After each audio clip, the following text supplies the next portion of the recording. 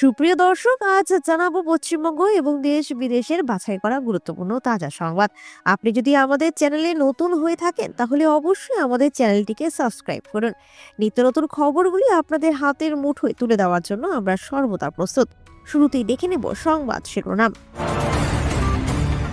26-এ জিতলে কলকাতায় ফের মেসি, শুভেন্দুর আশ্বাসে তৃণমূলের কটাক্ষ, মণ্ডল সভাপতি মনে করেন।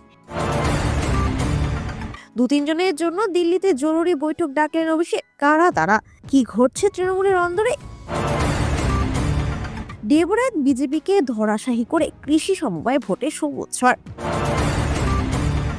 হুমায়ুনের সভা বানচালের চেষ্টা করছে তৃণমূল, অভিযোগ সাসপেন্ডেড তৃণমূল নেতার। আমায় হারাতে পারবেন এমন কোন বিজেপি নেতা জন্মাননি, ভোটের ফল নিয়ে থোড়াই কেয়ার ফিরহা। সাম্প্রদায়িক বিদ্বেষ উস্কে দেওয়াদের বিরুদ্ধে লড়াই অব্যাহত, বাবরি মসজিদ বিতর্কে মুখ্যমন্ত্রী মমতা। সুপ্রিয় দর্শক, এতক্ষণ শুনছিলেন সংবাদ শিরোনাম, এবার আসি বিস্তারিত খবরে। মেসির কলকাতা সফর নিয়ে চর্চা জারি, কেন যুব ভারতীতে বিশৃঙ্খল পরিস্থিতি তৈরি হলো, দায় কার, এসব প্রশ্ন সকলের মুখে। এই পরিস্থিতিতে ঘোলা জলে মাছ ধরার চেষ্টা রাজ্যের বিরোধী দলনেতা শুভেন্দু অধিকারী। সভা থেকে তার আশ্বাস, 26-এ বিজেপি ক্ষমতা এলে ফের কলকাতায় আসবেন মেসি। তিনি বলেন, যদি হায়দ্রাবাদ মুম্বাই পারে আমরাও পারবো। যদিও শুভেন্দুর এই মন্তব্যকে কটাক্ষ করতে ছাড়েনি তৃণমূল। ব্যঙ্গের সুরে দলের মুখপাত্রের প্রশ্ন, মেসিকে কি মণ্ডল সভাপতি মনে করে শুভেন্দু বাবু?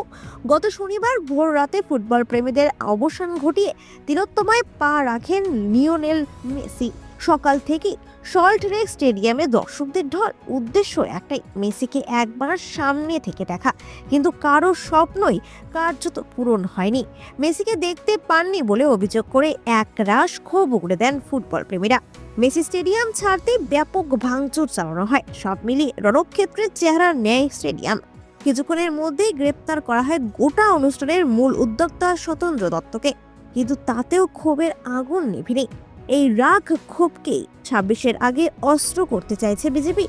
এটি সভা থেকে শুভেন্দু অধিকারী বলেন, 26-এ বিজেপি বাংলায় ক্ষমতা এলে ফের কলকাতায় আসবেন মেসি। এবারের মতো ঘটনার পুনরাবৃত্তি ঘটবে না বলেও আশ্বাস দেন তিনি।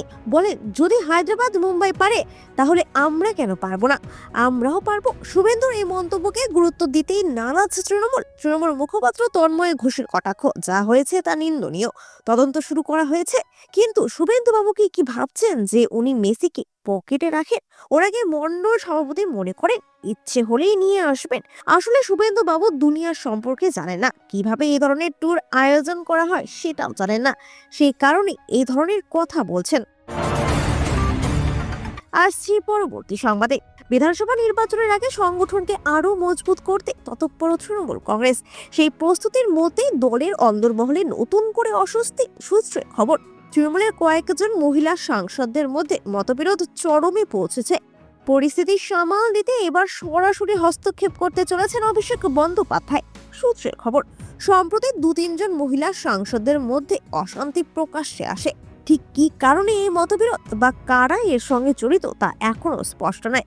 তবে দলীয় স্তরে এই বিষয়টি যে বেশ মাথা ব্যথার কারণ হয়ে দাঁড়িয়েছে তা মানছেন তৃণমূলের অন্দরমহলের অনেকেই। এই পরিস্থিতিতে সমস্যা মেটাতে দ্রুত ব্যবস্থা নেওয়ার সিদ্ধান্ত নেওয়া হয়েছে। জানা যাচ্ছে, আগামী সপ্তাহে দিল্লিতে একটি বৈঠক ডাকতে চলেছেন অভিষেক বন্দ্যোপাধ্যায়। ওই বৈঠকের মূল লক্ষ্য হবে মান অভিমান ভুলে মহিলা সাংসদের মধ্যে তৈরি হওয়া ঘরোয়া বিবাদ মিটিয়ে নেওয়া। শুধু কোন্দল মেটানোই নয়, এই বৈঠকে একাধিক সাংগঠনিক বিষয় নিয়েও আলোচনা হতে পারে বলে সূত্রের খবর। কারণ আগামী বছর রাজ্যে বিধানসভা নির্বাচন, তার আগে সংগঠনকে আরো শক্তিশালী করা, জনপ্রতিনিধিদের সাধারণ মানুষের কাছে কিভাবে আরো বেশি পৌঁছে দেওয়া যায় সেই বিষয়ে আলোচনা হওয়ার সম্ভাবনা রয়েছে। এছাড়া আগামী 16ই ডিসেম্বর এসআইআর এর খসড়া তালিকা প্রকাশ হওয়ার কথা। তার পরবর্তী সময়ে নেতা কর্মীরা কিভাবে মাঠে নামবে, কিভাবে সাংগঠনিক কাজ এগোবে, সেই রূপরেখাও এই বৈঠকে ঠিক হতে পারে বলে সূত্রের খবর। সব মিলিয়ে বিধানসভা নির্বাচনকে পাখির চোখ করেই যে শাসক শিবির এখন প্রতিটি দিক খুঁটিয়ে দেখছে তা স্পষ্ট। ঘরের কোন্দল মিটিয়ে ঐক্যবদ্ধ বার্তা দেওয়া এবং সংগঠনকে চাঙ্গা করাই এই মুহূর্তে তৃণমূল নেতৃত্বের প্রধান লক্ষ্য। আসছি পরবর্তী সংবাদে। 26-এর বিধানসভা নির্বাচনের আগে বাড়তি অক্সিজেন তৃণমূল শিবিরে। পটাশপুরের সমবায় নির্বাচনের পরে এবার ডেবরায় কৃষি সমবায় দখল করলো ঘাসফুল শিবির। বিরোধীদের হারিয়ে কৃষি সমবায়ে জয় পেল তৃণমূল। বছর ঘুরলে বিধানসভা নির্বাচন, তার আগে শক্তি বৃদ্ধির শাসক শিবিরে একের পর এক সমবায় দখল করেছে তৃণমূল। কয়েকদিন আগে শুভেন্দুগড়ে সমবায় দখল করেছিল তারা। এবার ডেবরার ব্রাহ্মণ শাসন সমবায় কৃষি উন্নয়ন সমিতি নির্বাচনে জয়ী হলেন তৃণমূল প্রার্থীরা। সিপিএম এর আমলে এই সমবায় কখনো ভোট হয়নি, রবিবার সেখানে ভোট হয়। যদিও বিরোধীরা এই ভোট বানচাল করার চেষ্টা করেছিল, কিন্তু সফল হয়নি তারা। সমবায় 6টি আসনে জিতে নিয়েছিল তৃণমূলের প্রার্থীরা। জয়ের পেরেই সবুজ আবির মেখে মেতে ওঠেন তৃণমূল কর্মীরা। নির্বাচনে অঞ্চল সভাপতি, পর্যবেক্ষক, ব্লক কিষাণ ক্ষেত মজুর সেল সভাপতি, block SC OBC cell, Debra পূর্ব চক্রের তৃণমূল প্রাথমিক শিক্ষক সমিতির সভাপতি পরিশ্রম করে প্রার্থীদের হয়ে প্রচার ও কাজ করেছেন। তাদের অভিনন্দন জানানো হয় দলের পক্ষ থেকে। বিধানসভা নির্বাচনের আগে খেজুরিতে সমবায় ভোটেও মুখ থুবড়ে পড়েছে বিজেপি। তাহলে 26 নির্বাচনের আগে খেজুরি বিধানসভায় ঘুরে দাঁড়াবে তৃণমূল। একের পর এক সমবায় সমিতির জয়ের পর রাজনৈতিক মহলে চর্চা শুরু হয়েছে।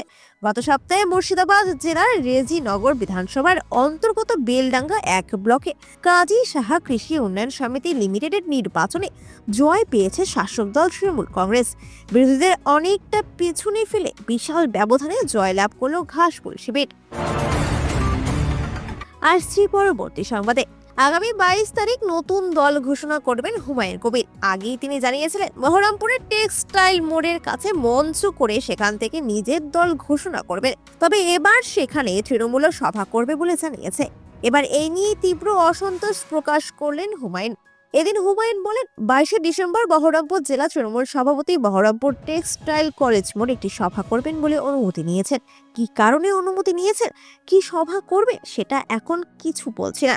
এরপর তিনি বলেন, যতক্ষণ না পর্যন্ত নো অবজেকশন সার্টিফিকেট পাচ্ছি সভাস্থলে, ততক্ষণ আর সামনে বলছি না। তবে বহরমপুরে যা যানজট হয় সেই বিষয়টি ভেবে সভা অন্যত্র করার চিন্তা ভাবনা রয়েছে। হুমায়ুন বলেন, 22 তারিখে সভা হবে। আমি যা আশা করেছি তার থেকে বেশি লোক হবে। অন্যান্য জেলা থেকেও আমার সঙ্গে যোগাযোগ করছে।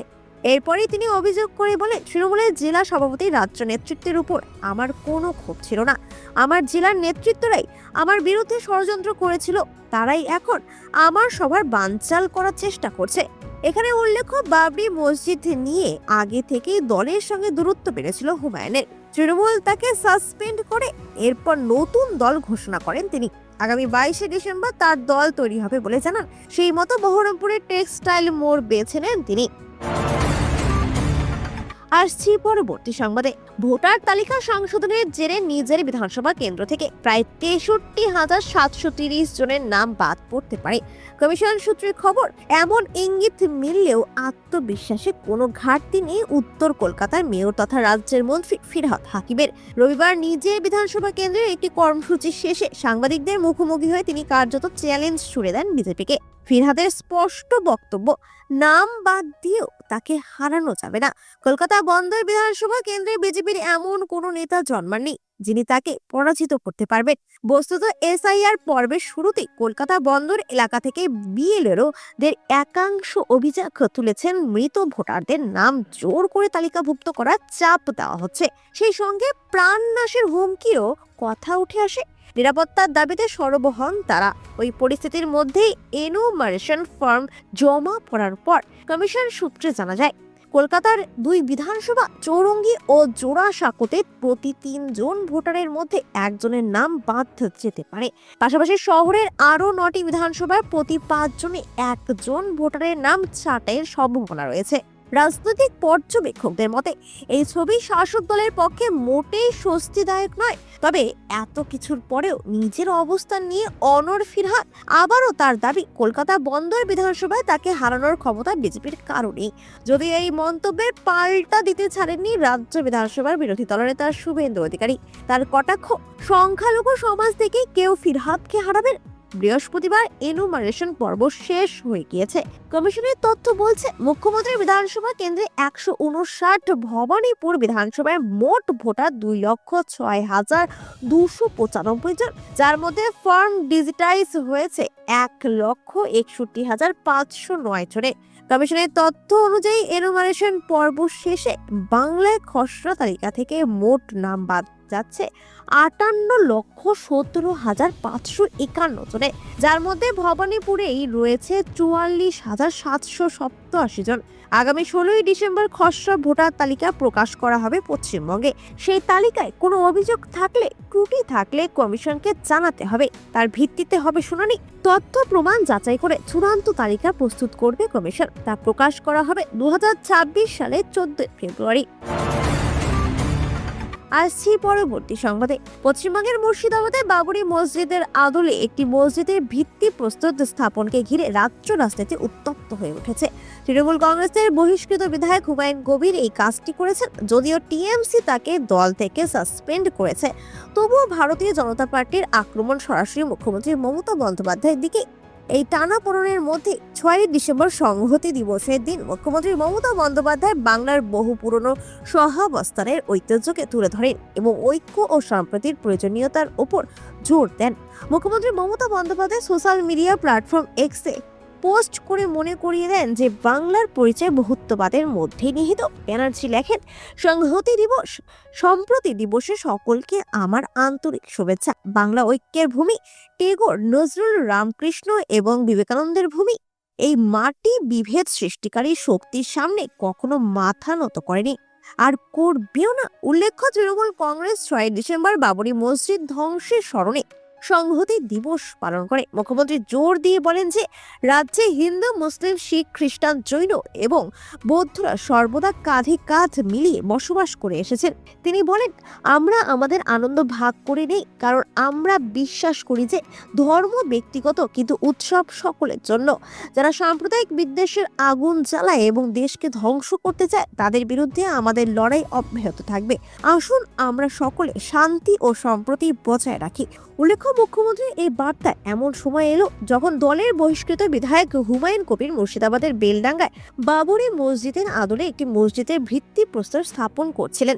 রাজনৈতিক বিশ্লেষকদের মতে এই পদক্ষেপের উদ্দেশ্য হলো মালদা এবং মুর্শিদাবাদের মতো সংখ্যালঘু অধ্যুষিত জেলাগুলিতে সংখ্যালঘু ভোট ব্যাংককে আরো মজবুত করা।